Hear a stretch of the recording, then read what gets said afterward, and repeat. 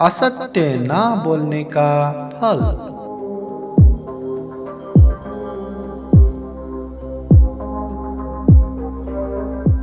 दोस्तों, आज हम असत्य ना बोलने का फल विषय को समापन करेंगे। तो आज हम चर्चा करेंगे बुद्ध के समय में जो एक भिक्षु था जिनके मुंह से कमल के फूल की तरह सुगंध आता था, तो वो क्यों, कैसे? कौशल देश के राजा प्रसेनजीत को इस बात पे विश्वास नहीं था। परीक्षण करने के बाद भी उनको विश्वास करना आसान नहीं हो रहा था। तो वो राजा तथागत बुद्ध के पास जाके प्रश्न करते हैं, और तथागत बुद्ध ये संभव क्यों हुआ, उसका कौन सा अच्छा कर्म था, वो सारे बातें तथागत बुद्ध उपदेश करते हैं। हमें ये भी याद करना है, इस दुनिया में असत्य झूठ बोल के हो सकता है क्षणिक ही फायदा मिले, अपना स्वार्थ पूर्ति हो जाए, पर इससे लंबी समय तक हमें शांति नहीं मिल सकता, आनंद नहीं मिल सकता। और इसके विपरीत सत्य भले ही कड़वा लगे, भले ही शुरुआत में तकलीफ दे, मगर लंबी समय तक के लिए हमें सुख देता है, शांति देता है। ये बात हमेशा याद करना चाहिए। और अंत में बुद्ध धम्म संघ के आशीर्वाद देके इस धम्म चर्चा को समापन करते हैं। तो आइए धम्म चर्चा को आगे बढ़ाएंगे। असत्य ना बोलने का फल निरंतरता।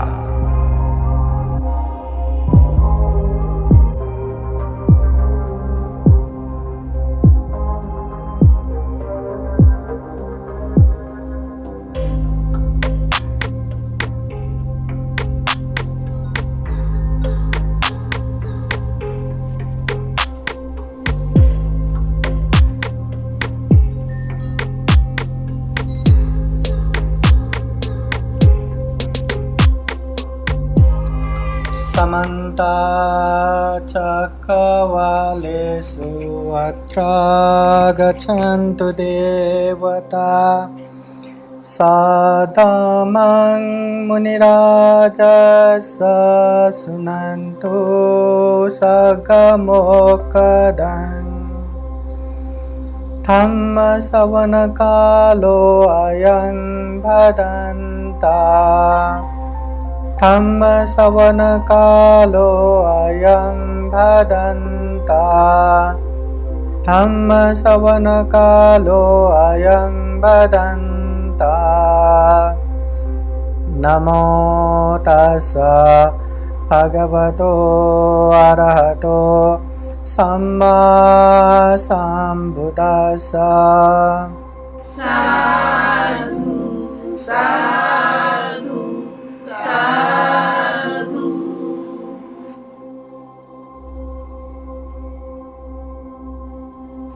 श्रद्धावान धम्म प्रेमी श्रद्धा संपन्न उपासक उपासिकाएं, कार्यक्रम में सहभागी हुए संपूर्ण उपासक उपासिकाओं को बुद्ध धम्म संघ के अनंत अनंत गुण धम्म और आशीर्वाद के अनुभव से मंगल हो, सुखी हो, ये कामना करते हैं।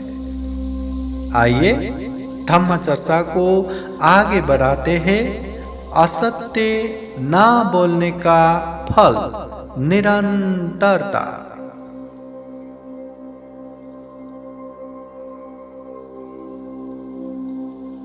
तो राजा प्रसेनजीत ने बुद्ध प्रमुख भिक्षुओं को दरबार में निमंत्रण दिया, भोजन दान दिया। भोजन के बाद वही नए भिक्षुओं का जो पात्र है वो लिया, धम्म देशना उसका ही सुनना है करके। बुद्ध प्रमुख सारे भिक्षु लोग वापस गए, अभी वही एक भिक्षु। सारे लोग वहां बैठे, वहां कोई भी सुगंध नहीं था।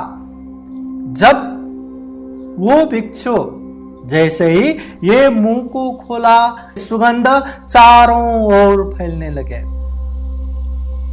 राजा प्रसेनजीत, जो इंसान के मुंह से कमल के फूल बास आता है ये मानते नहीं थे, विश्वास नहीं करते थे।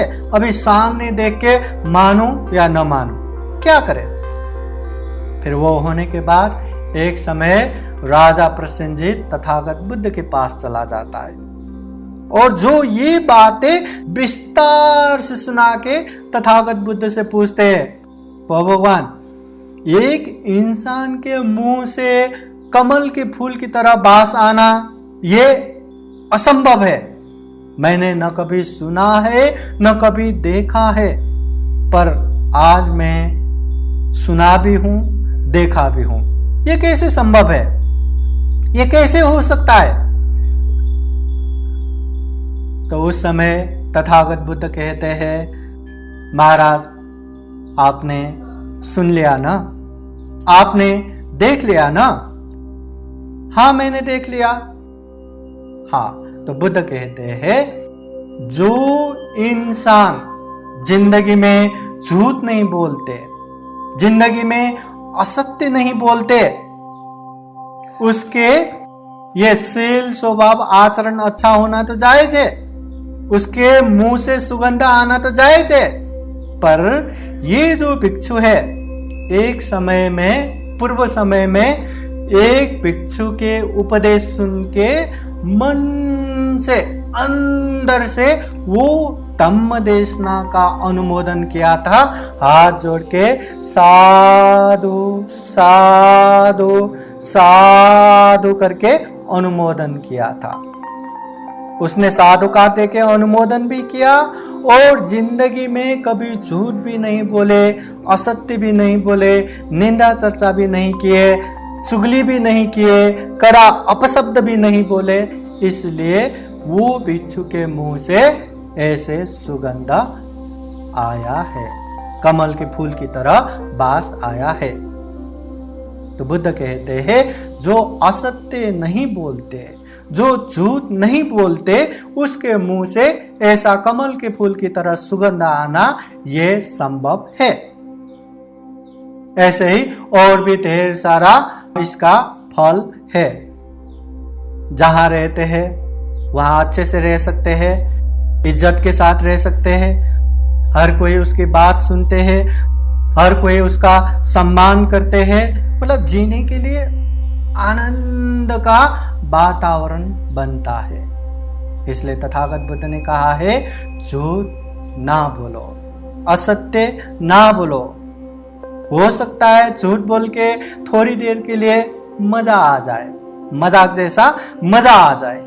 हो सकता है झूठ बोल के थोड़ी देर के लिए अपना कुछ फायदा हो जाए, या हो सकता है झूठ बोल के जो अपना अप्रिय है उसका विनाश कर जाए या अपना बहुत बड़ा फायदा कर जाए। मगर झूठ बोलने वाले, असत्य बोलने वाले को दीर्घ काल तक खुशी नहीं मिलता, सुख नहीं मिलता। इसलिए तथागत बुद्ध ने यह स्पष्ट कहा है कि झूठ ना बोलो, असत्य ना बोलो। झूठ असत्य नहीं बोलेंगे तो जिंदगी में खूब सारा फायदा मिलेंगे, खूब सारा आनंद मिलेंगे। इसलिए हमेशा याद रखना, दूसरे क्या बोलते हैं, उसने मुझे झूठ बोला क्या, असत्य बोला क्या, चुगली किया क्या, गाली गलौज दिया क्या, या दूसरे क्या करते हैं, ये देखना हमारे लिए मायने नहीं रखता। मैं या हम खुद क्या करते हैं, क्या नहीं करते हैं, ये देखना मायने रखता है। अगर हम अपने आप को देख के आना पाना विपस्सना ध्यान भावना करके अगर अच्छा है अच्छा को बढ़ाते जाएंगे, बुरा है तो बुरा को खत्म करते जाएंगे, तो ये जीवन सफल भी होगा, सार्थक भी होगा।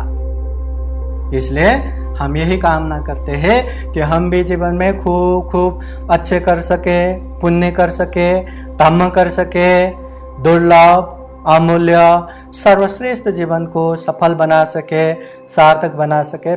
फिर एक बार आप लोगों के जीवन में खूब खूब सुख हो, शांति हो, मंगल हो, कल्याण हो, जीवन में ज़्यादा से ज़्यादा पुण्य धर्म करते हुए जन्म जरा व्याधि मरण से मुक्त निर्वाण तक प्राप्त कर सके, ऐसी कामना करते हुए बुद्ध वचन पाली गाथा द्वारा आशीर्वाद देते हैं। सब लोग हाथ जोड़ के बैठिए।